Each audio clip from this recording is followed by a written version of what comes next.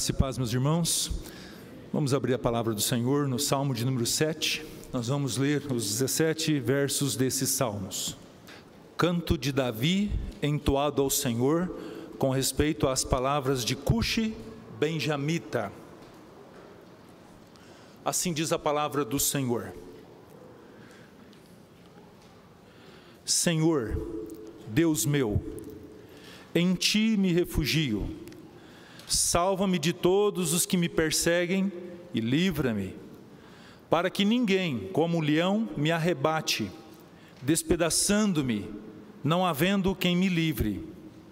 Senhor, meu Deus, se eu fiz o que de me culpam, se nas minhas mãos há iniquidade, se paguei com o mal a quem estava em paz comigo, eu que poupei aquele que sem razão me oprimia, persiga o inimigo a minha alma e alcance-a, espezinhe no chão a minha vida e arraste no pó a minha glória. Levanta-te, Senhor, na tua indignação, mostra a tua grandeza contra a fúria dos meus adversários, e desperta-te em meu favor, segundo o juízo que designaste. Reúnam-se ao redor de ti os povos, e por sobre eles remonta-te às alturas. O Senhor julga os povos, julga-me, Senhor, segundo a minha retidão e segundo a integridade que há em mim. Cesse a malícia dos ímpios, mas estabelece tu, ó justo, pois sondas a mente e o coração, ó justo Deus. Deus é o meu escudo, Ele salva os retos de coração. Deus é justo juiz, Deus que sente indignação todos os dias. Se o homem não se converter, afiará Deus a sua espada. Já armou o arco, tem-no pronto. Para ele preparou já instrumentos de morte, preparou as suas setas inflamadas. Eis que o ímpio está com dores de iniquidade, concebeu a malícia e dá luz à mentira. Abre e aprofunda uma cova, e cai nesse mesmo poço que faz. A sua malícia lhe recai sobre a cabeça, e sobre a própria mioleira desce a sua violência. Eu, porém, renderei graças ao Senhor, segundo a sua justiça. Cantarei louvores ao nome do Senhor, Deus Altíssimo. Amém. Eu quero convidar para fazer uma oração o presbítero Hernan. Por gentileza, presbítero, o senhor vem à frente e ore pedindo a bênção do Senhor para a ministração da sua palavra nesta hora. Pai amado, Pai querido, mais uma vez nós nos encontramos aqui para louvar, para bendizer o teu santo nome. Pai amado, tudo que ouvimos e escutamos até aqui, nós agradecemos em nome do Senhor Jesus Cristo. Agora, Pai, a palavra que vamos ouvir por parte do pastor, abre nossos corações através do Espírito Santo, para que possamos sair daqui edificado em teu santo nome. Nós te agradecemos por tudo isso, em nome do teu Filho amado Jesus Cristo. Amém. Irmãos, alguns sentimentos provocados em nossa alma, como mágoa, ódio, ira, vingança, escravizam o ser humano de tal maneira, que tiram sua paz, tiram sua alegria, o seu prazer de viver. Tem o poder de transformar a vida e colocá-la em um deserto extremamente árido. O que era para ser uma vida repleta, cheia de prazeres, com esses sentimentos, se torna vazia e repleta de amarguras, matando o indivíduo aos poucos, como um terrível câncer. Um exemplo disso aconteceu com Moisés. A Bíblia fala no último capítulo de Deuteronômio, que Moisés foi dos nascidos de mulher, ou dos homens que existiram, um dos homens mais importantes da história. Ele foi preparado por Deus, primeiramente, no palácio de Faraó, para ser o grande faraó egípcio. Ele foi colocado num deserto para ser treinado para liderar o povo de Deus. Foi chamado aos 80 anos de idade e viu com mão poderosa o Senhor retirar o seu povo do Egito. Ele foi instrumento do Senhor quando um mar se abriu. Ele viu maná chover do céu. Ele viu nuvem proteger o povo. Ele viu Deus agir com intenso propósito de tratar do seu povo com mortes. Ele foi instrumento desse povo quando intercede diante do pecado deles. Ele recebeu as tábuas da lei. Ele viu, meus queridos, coisas e ouviu o Senhor falar-lhe profundamente ao seu coração. Mas diante de tudo aquilo que o povo fez, diante da reclamação e da murmuração desse povo, constantemente aparecia um problema, o povo reclamava: não era melhor ter ficado no Egito? Será que a gente não tem que voltar para lá?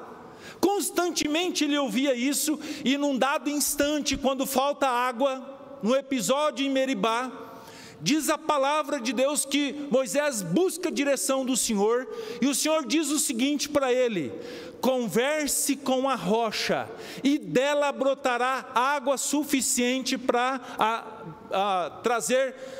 dessedentar o meu povo.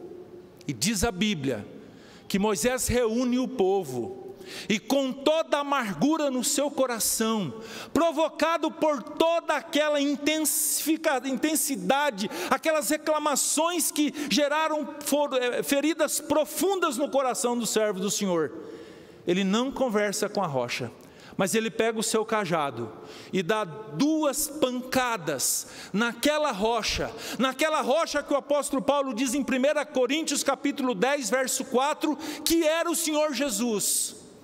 Ele desobedece ao Senhor naquele instante, ele dá vazão a esses sentimentos, e ele recebe o castigo naquele instante, quando Deus diz, em Números 20, nesse episódio: todo esse povo não entrará na terra prometida. E lá no capítulo 32, 34 de Números, o Senhor diz a Moisés: você só vai ver essa terra. Peregrinou por 40 anos, almejou ela, mas o seu castigo por dar vazão aos seus sentimentos é esse.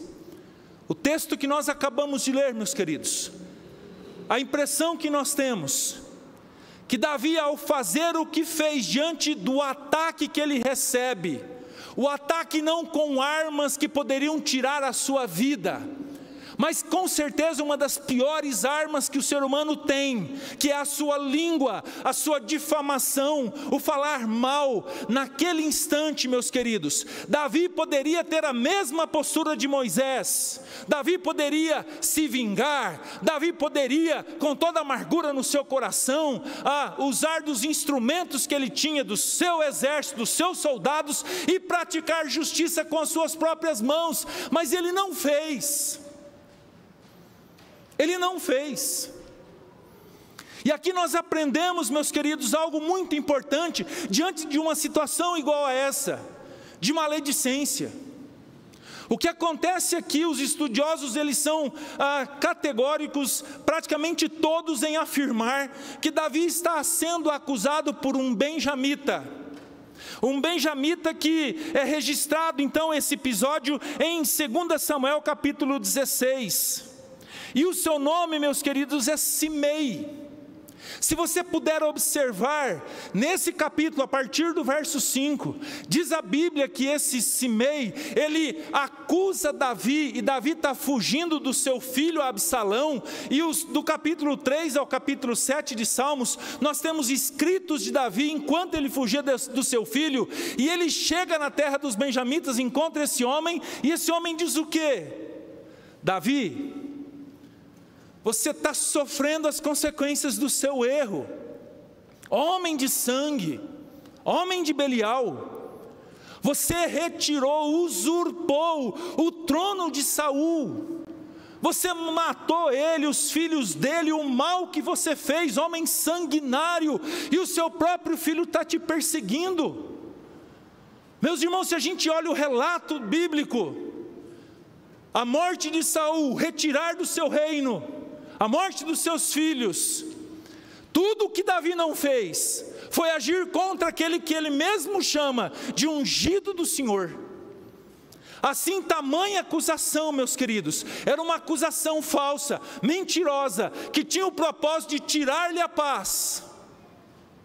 E lá no mesmo capítulo de 2 Samuel, capítulo 16, um de seus soldados, um dos seus valentes, ele diz assim: Davi, rei Davi, me permita passar e resolver o problema desse cão. O texto fala assim: esse cão morto, vou cortar a cabeça dele.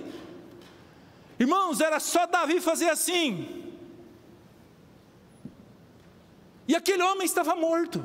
Diante de toda aquela atitude infame, diante de toda aquela condição em qual ele estava, era só ele dar um sinal, e aquele cuxita, ou aquele homem benjamita, teria o pescoço separado do seu corpo. Mas Davi não faz isso. Davi não dá lugar para isso. Davi não dá vazão ao seu espírito de, quem sabe, vingança, porque ele sabia que isso podia lhe tirar uma das coisas mais importantes que nós temos: paz com os homens e paz com Deus. Paz, algo tão caro nos nossos dias, algo que muitas pessoas buscam através de medicações ao encontrá-las, mas esquece do grande remédio que a palavra de Deus nos ensina, grande remédio que o Senhor nos mostra, e que em especial nós aprendemos nesses salmos. Nós vamos dividi-los em 6 partes, para mostrar uma atitude que o salmista teve, mesmo sendo perseguido pelo seu filho, mesmo sendo atacado de maneira maliciosa e maldosa, como aconteceu com aquele benjamita. Naquele instante, Davi tem uma postura que muito nos ensina. Acompanhe na sua Bíblia, os versos 1 e 2, nós vemos, meus queridos, uma oração que Davi faz por livramento, pedindo ao Senhor que restaure a sua alma. O salmista começa clamando a Deus em busca de livramento contra aquele que estava lhe perseguindo. A causa que tinha o poder de tirar o sono, gerar os piores sentimentos possíveis, sabe o que ele faz? Ele coloca diante do seu Senhor. É ao Senhor que ele clama por justiça. Ele se refere ao socorro do Senhor como uma realidade certa. Ele vê o Senhor como o único refúgio para ser preservado de seus inimigos, que estavam lhe caçando, como diz o verso 2, como feras selvagens, como feras caçam suas presas, e Davi sabia muito bem do que ele estava falando. O inimigo é comparado a um leão, que tem o poder com suas forças de destruir a sua presa. Davi, ele protegia constantemente as ovelhas de seu pai, e ele relata que leão às vezes pegava a ovelha, e uma vez aconteceu isso, ele vai atrás, resgata a ovelha e mata o leão. É nesse contexto que Davi ora ao Senhor, e ele diz: salva-me, ele diz: livra-me, e ele faz isso através daquilo que ele melhor sabia fazer, que é orar. Em segundo lugar, dos versos 3 a 5, Davi se coloca à disposição do Senhor, dizendo: Senhor, se eu fiz de que me acusam, eu pago o preço. Ele reconhece que era um pecador, porém daqueles pecados ele era inocente. Nesse instante dos Salmos, o rei Davi se coloca sob julgamento. Ele declara a sua inocência apelando não à justiça de homens, mas à justiça de Deus. Ele pede para que o Senhor analise a sua conduta e verifique se ele é culpado das acusações que estavam sendo levantadas contra ele. Caso ele fosse culpado, ele estava disposto a ser disciplinado como castigo pelos seus erros. Davi não estava afirmando ser um homem sem pecado, ele estava apenas dizendo que aquele pecado de que estava sendo acusado, ele não tinha culpa. Pelo contrário, observe o verso 4, a parte B, ele diz: eu que poupei aquele que sem razão me oprimia. Davi nesse momento faz referência, principalmente em 1 Samuel capítulo 24, quando ele tem a vida de Saul que o perseguia em suas mãos. A espada de Davi estava no pescoço de Saul. Ele simplesmente corta a orla das vestes, mas não mata aquele, como voltamos a enfatizar, era ungido do Senhor. Terceiro lugar, do verso 6 ao verso 9, Davi se coloca diante do Senhor, clamando pela intervenção divina. Davi poderia pedir, como falamos, a um dos seus soldados: acaba logo com esse homem. Abisai, que era um dos seus valentes, disse: eu posso cortar a cabeça dele, Davi. Entretanto, meus queridos, Davi recorre ao Senhor. Ele sabia que o Deus que ele servia era o juiz que julga a causa do seu povo. Verso 6 ele diz: levanta-te, Senhor, na tua indignação, mostra a grandeza contra a fúria dos meus adversários e desperta-te em meu favor, segundo o juízo que designaste. Essa expressão, levanta-te, Senhor, é um tipo de clamor no momento do grito de guerra, que indica a presença de Deus lutando por seu povo. Isso também enfatizado em Números capítulo 10, versículo de número 35. O clamor pela intervenção divina é ainda expressado no texto nos seguintes pedidos: mostra a tua grandeza, no verso 6, desperta-te em meu favor, no verso 7, julga-me, Senhor, no versículo 8. Alan Harmon, um comentarista do livro de Salmos, ele foi professor em várias universidades, inclusive a Reformed em Jackson. Ele diz que as expressões levantar, despertar, são sinônimas e se relacionam respectivamente a uma ação militar, mas mais do que isso, judicial, onde lá dos céus o Senhor efetua o seu julgamento, e o salmista tem uma resposta, e essa resposta expressa sua felicidade em descansar nesse julgamento do Senhor. É justamente o que nós vemos aqui. Em quarto lugar, Davi evoca justiça do Senhor nos versos 9 a 11. Nesse instante dos Salmos, meus irmãos, Davi deposita sua confiança unicamente no Senhor. Ele entendia que o único capaz de fazer cessar a maldade do ímpio era o Senhor. Davi até poderia usar sua força, ou a força dos seus valentes, mas certamente já enfatizamos e estamos repetindo isso agravaria a sua situação. E tudo o que ele não queria é que a sua atitude complicasse mais ainda a sua vida naquele instante de perseguição que ele sofria. O Senhor é justo juiz, diz Davi, e não ficaria passivo diante dessa situação. Mesmo sendo comum, corriqueiros os pecados, ainda que pequenos aos nossos olhos, causa e sempre causará indignação, a maledicência das pessoas contra nós, principalmente, meus queridos, quando nós não agimos de maneira errada. Aquele olha para o pecado como uma agressão, diz Davi, o Senhor olha como agressão à sua santidade. Portanto, a confiança de Davi está depositada na operosa justiça, e por que não enfatizar a justiça misericordiosa do Senhor na qual ele confiava.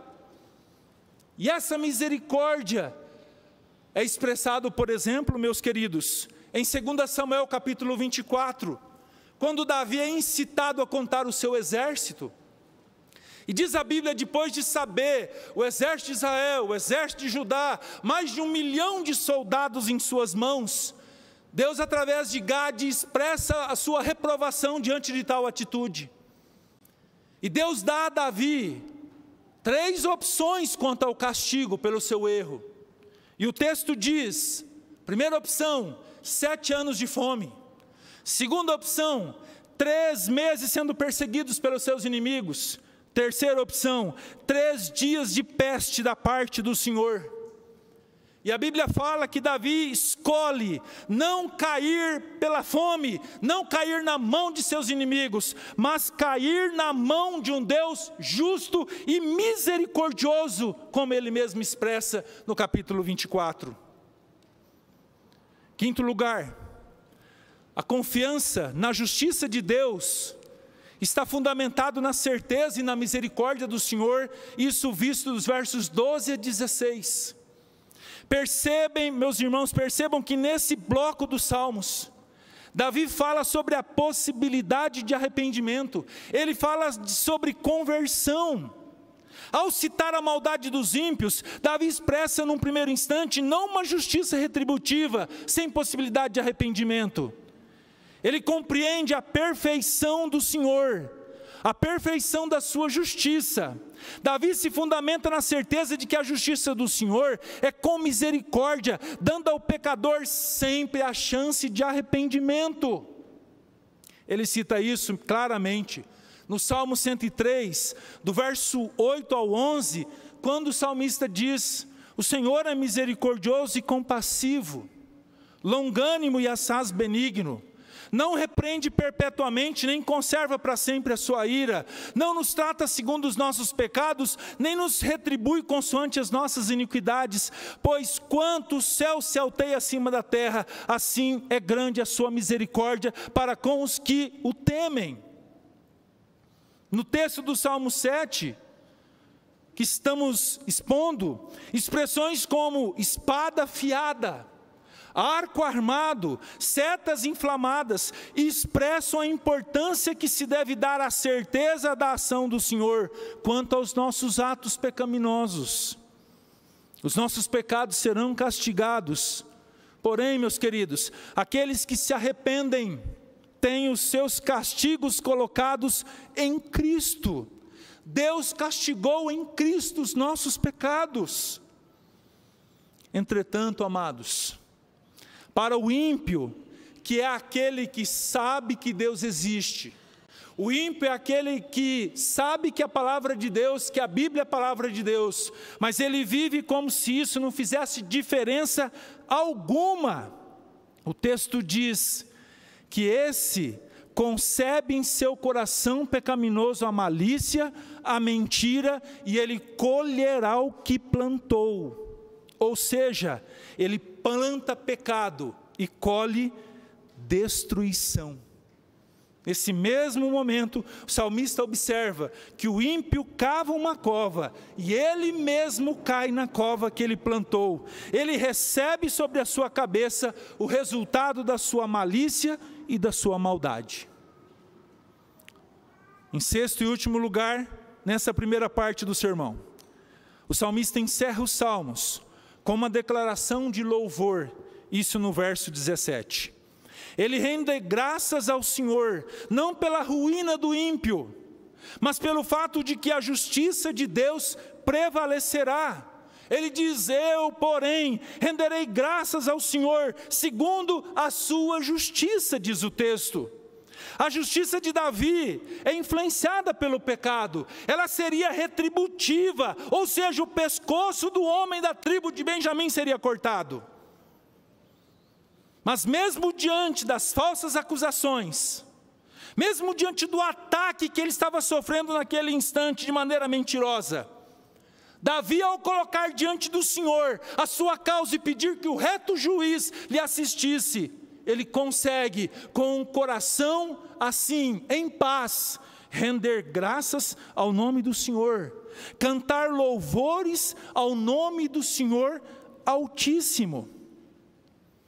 É impressionante, meus irmãos, o nível de maturidade desse grande rei diante do seu Senhor.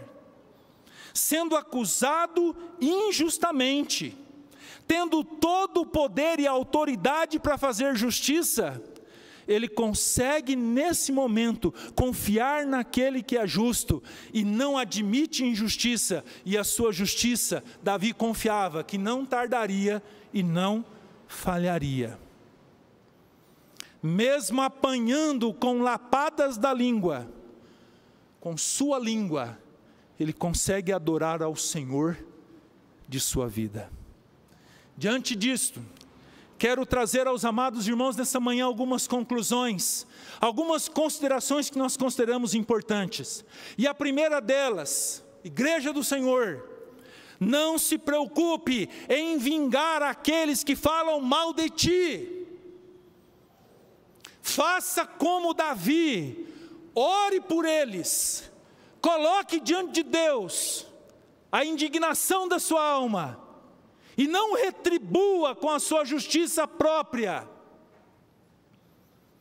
Veja bem, meus irmãos, não é deixar para lá, como muitas vezes nós fazemos. É assim mesmo, deixa ele falar. Não é isso. Davi nos ensina, meus queridos, que nós devemos cuidar sim, para que a nossa honra não seja maculada. Mas o que Davi nos ensina a fazer é aquilo que é correto, é colocar a nossa causa diante do Senhor em oração, diante daquele que é o único que pode tratar e tratar definitivamente quem te persegue, quem te calunia. Não queira retribuir, não queira agir com as próprias mãos, porque o pecado que constantemente nos assedia, meus irmãos, vai promover não justiça, mas injustiça, gerando ainda mais tristeza à nossa alma. Observe o que o apóstolo Paulo diz em Romanos 12, do verso 19 ao verso 20. Paulo diz: não vingueis a vós mesmos, ao Senhor pertence a vingança, e Ele retribuirá. Espere a justiça do Senhor, ela é perfeita e sua manifestação é sem demora. Mais do que isso, espere que o faltoso se arrependa e seja pelo Senhor salvo, e isso encherá o seu coração de paz. Segunda conclusão: cuide você, para não cairmos na maledicência. Falar palavras mentirosas, caluniadoras, que difamam o seu próximo, é um pecado condenado no 9º mandamento, que diz: não dirás falso testemunho contra o teu próximo. Às vezes, meus irmãos, nós temos a tendência de nos vitimizarmos, e sempre nos colocamos como injustiçados, e deixamos muitas vezes de olhar para o nosso próprio umbigo. Quantas vezes fazemos acusações, sem ao menos perguntarmos para aquele que acusamos: qual foi o motivo?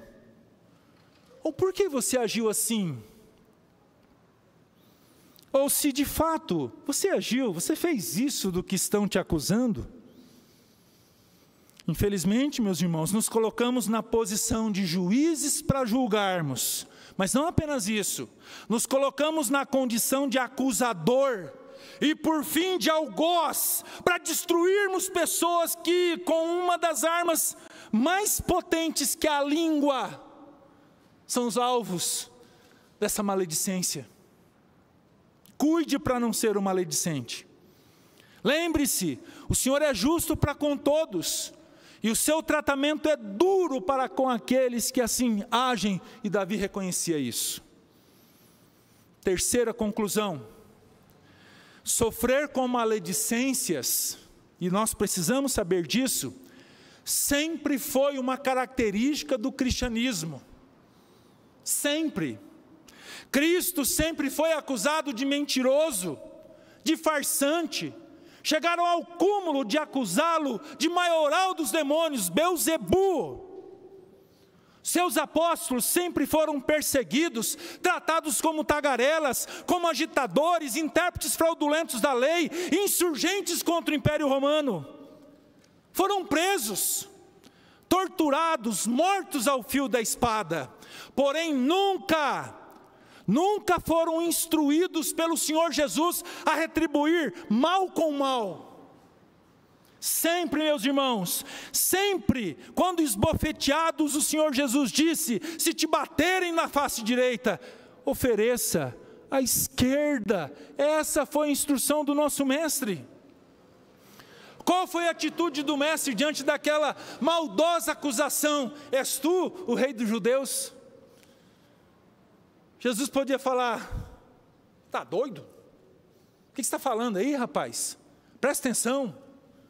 Poderia praguejar ali, poderia falar um monte de asneira para aquele povo, mas simplesmente Jesus, com toda a sabedoria que lhe é peculiar, ele diz: tu dizes.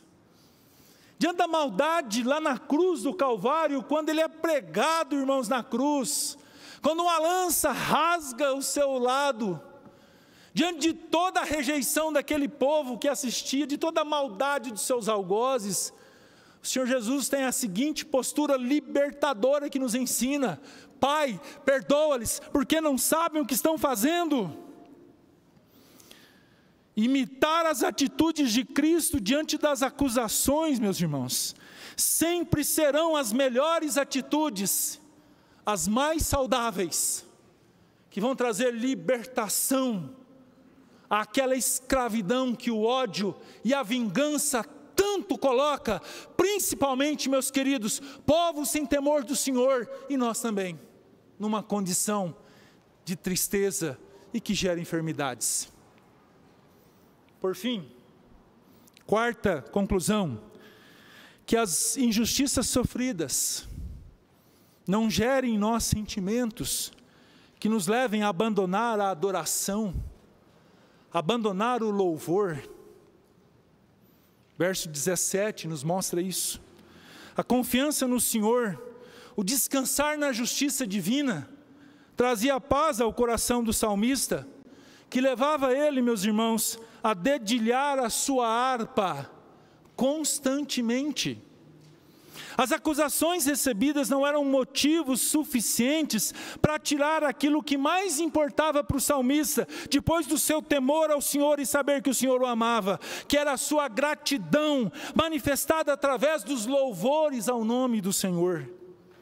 Não permita, meu irmão, minha irmã, que acusações mentirosas promovam sentimentos na sua alma, que te leve a perder a sua alegria de adorar o nome do Senhor, tirando a sua paz. Um dos exemplos registrados na palavra do Senhor, que mostra muito sobre isso, um homem que não guardou ira, rancores, tristezas no seu coração, foi José, 11º filho de Jacó. Um belo dia, por inveja dos seus irmãos, a Bíblia fala que ele é colocado num poço para ser morto, mas vem a ideia: vamos vendê-lo como escravos e ganhar algum dinheiro com isso. Vamos mentir para o nosso pai que ele foi morto. José é atraído pelos seus irmãos, ele é levado para o Egito, e lá no Egito ele fica como escravo na casa de um homem chamado Potifar, e ele era um homem abençoado por Deus. Mas diz a Bíblia que de repente ele sofre uma acusação, uma maledicência. Ele é acusado pela esposa de Faraó, sabe o quê? De que ele teria tentado sexualmente contra ela. E a Bíblia fala que ele é preso nos calabouços do Egito, e fica lá por mais de 2 anos. Imagina, meus irmãos, como foi esse tempo. Traído pelos seus próprios irmãos, sofrendo de maneira injusta, por um ato que ele não cometeu. Mas aquele homem que poderia dar vazão a um terrível plano, e até intentou fazê-lo, primeiramente contra os seus irmãos, principalmente no período de fome, quando ele já era governador, quando ele poderia dizer: ah é? Agora vocês vêm aqui? Então vamos fazer o seguinte: todos serão presos, torturados e mortos. Ainda que o lado humano desse homem desse vazão ao planejar a sua vingança, diz a palavra que num dado instante, num brado de choro, ele se joga aos pés dos seus irmãos, pede perdão por aquela atitude que ele estava planejando tomar, e ele se reconcilia com seus irmãos, e aquele ato libertador trouxe a ele a alegria da comunhão com a família, a paz que ele precisava com o seu Senhor, para continuar reinando e ter dias felizes nos seus últimos dias. Talvez você tenha entrado nesta igreja, nesta manhã, com seu coração machucado por ataques injustos de alguém próximo de você, talvez de alguém que trabalhe junto contigo, talvez estejam te acusando injustamente, te caluniando, difamando o seu nome. O que Davi nos ensina é: coloque a sua causa diante do Senhor, faça isso através da sua oração, confie na justiça dEle, deixe o Senhor retribuir a paga daquilo que lhe causa tristeza, descanse na ação perfeita do Senhor. Certamente, você conseguirá sair daqui, nesta manhã, louvando o nome do Senhor, com o seu coração, com a mais perfeita e repleta paz que vem dEle. Eu convido você a fazer o que a palavra de Deus nos ensina. Ore por aquelas pessoas que de repente te perseguem, te caluniam, pensam alguma coisa errada a seu respeito. Peça que eles tenham a mesma graça de vida que você teve, de na pessoa de Cristo Jesus se arrepender. Vamos fazer isso agora? Vamos ter um tempo de oração. E logo após, nós vamos adorar ao Senhor com o hino de número 133, que tem como tema aspiração à santidade. Que o nosso proceder e a nossa vida seja santa e tenha como exemplo Cristo Jesus. Ore ao Senhor.